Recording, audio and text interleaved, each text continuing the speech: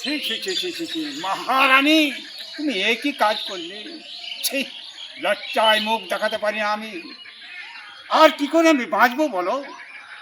আমার জান থেকে তোমাকে আমি বেশি ভালোবেসেছি মহারানী, আর তুমি আমার মান সম্মান সব ধুলোয় মিশিয়ে দিলে। আহ, সামান্য একটা মামুলি একটা সেনাপতির সঙ্গে এত মিলামিলি করলে তুমি। ছি ছি ছি ছি। মেল মহব্বত তুমি এই সামান্য একটা গোলামের কাছে করলে।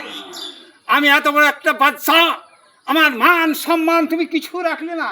এই মুখ আমি কে করে দেখাবো আল্লাহ? এই মুখ আমি আর দেখাতে পারছি না আল্লাহ।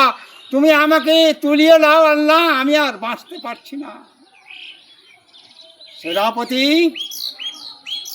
এত বড় বেঈমান গাদ্দার তুমি, আমার সর্বনাশ করলে, আমার মান সম্মান কিছু রাখলে না। আমি তোমাকে মনে করেছিলাম যে আমার পরম আত্মীয়, এই জন্য তোমাকে আমি অন্দরমহলেও যেতে দিয়ে হুকুম দিয়েছি। তুমি এত বড় গাদ্দারি করলে। আজকে এলো না মন্ত্রী মশাই, না তো তোমাকে আমি ভয়ঙ্কর কঠোর শাস্তি দিতাম। আজ তোমাকে আমি কারাদণ্ডে দণ্ডিত করতাম। শয়তান, তোমাকে আমি জাল্লাদের হাতে তুলে দিলাম। আমার মান সম্মান তুমি সব শেষ করে দিলে।